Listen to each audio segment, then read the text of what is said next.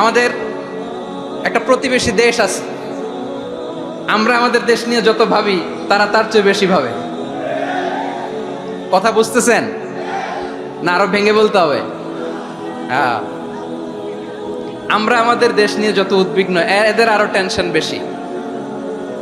বলেন, আমাদের দেশে শান্তি আছে না নাই? আমরা হিন্দু মুসলিমে কখনো দাঙ্গা লাগে? আসতে বলেন, কেন লাগে? ওদের পূজা পার্বণে আমাদের মাদ্রাসার ছেলেরা যে পাহারা দেয়, চিল্লায় বলেন ঠিক কিনা? আমাদের তাফসির মাহফিলের সময় ওরা ডিস্টার্ব করেন, ঢোল বাজায় না। ওদের পূজা পার্বণের সময় আমাদের তাফসির মাহফিলের ডেট হলে আমরা চেঞ্জ করে দেই।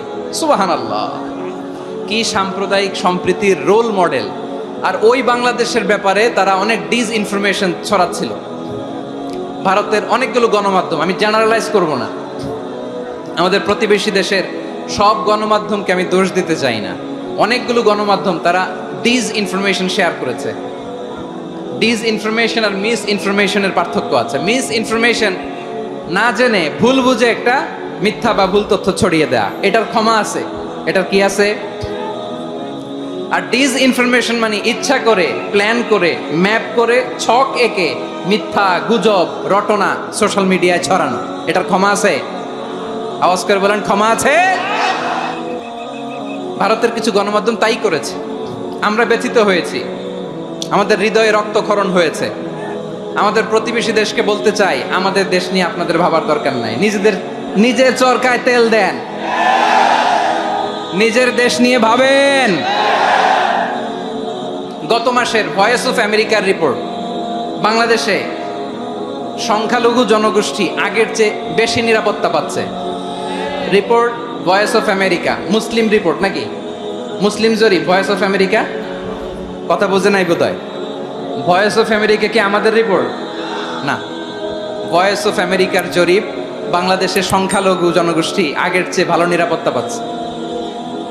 শুধু এখানেই শেষ না, মাইক্রোসফটের একটা জরিপ শোনায় আপনাদেরকে। তারা সারা পৃথিবীতে গুজব, ভুয়া আর মিথ্যা নিউজ ছড়ানোতে কোন দেশ সেরা একটা রিপোর্ট করেছে। এর মধ্যে 1 নম্বরে এসেছে ভারতের নাম।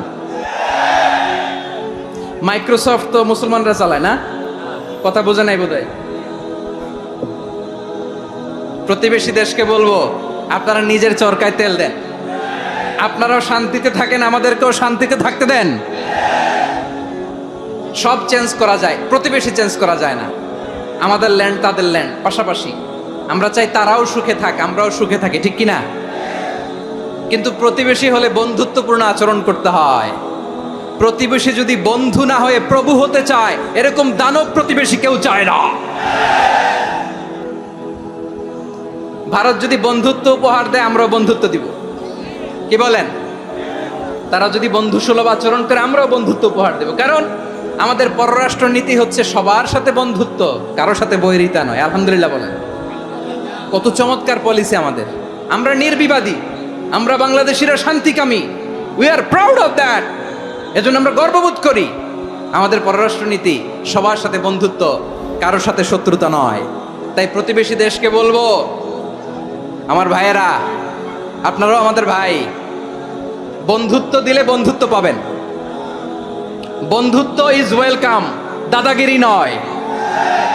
বন্ধুত্ব ওয়েলকাম, দাদাগিরি নয়। Loud and clear. ভারত যদি বন্ধুত্ব দেখায়, বন্ধুত্ব পাবে। কিন্তু ভারত যদি বাংলাদেশে আধিপত্যবাদ বিস্তার করতে চায়, বাংলাদেশের 18 কোটি জনগণ সেটা রুখে দেবে।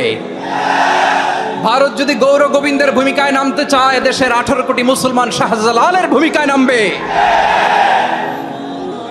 প্রিয় ভাইয়েরা, আমরা বন্ধুত্বে বিশ্বাসী, শত্রুতায় নই, ঠিক কিনা বলেন? আল্লাহ আমাদেরকে বোঝার তৌফিক দান করুক। তাহলে এই যে তারা বলেছে এদেশে সংখ্যালঘুরা কষ্টে আছে, দুঃখে আছে, এটা কি ঠিক? বলেন, এটা কি ঠিক? না, তারা ডিসইনফরমেশন শেয়ার করেছে, এটা ঠিক নয়। আমার প্রতিবেশী বন্ধু রাষ্ট্রকে বলবো, আপনারা এটা করবেন না, এটা করবেন না। আমরা শান্তিতে আছি, আপনারাও শান্তিতে থাকেন, আমাদেরকেও শান্তিতে থাকতে দেন। এই যে চিটাগাংয়ের অ্যাডভোকেট আলিফ হত্যাকাণ্ডে গোটা বাংলাদেশ আমরা ধৈর্যের পরাকাষ্ঠা দেখিয়েছি, চিল্লায় বলেন ঠিক কিনা?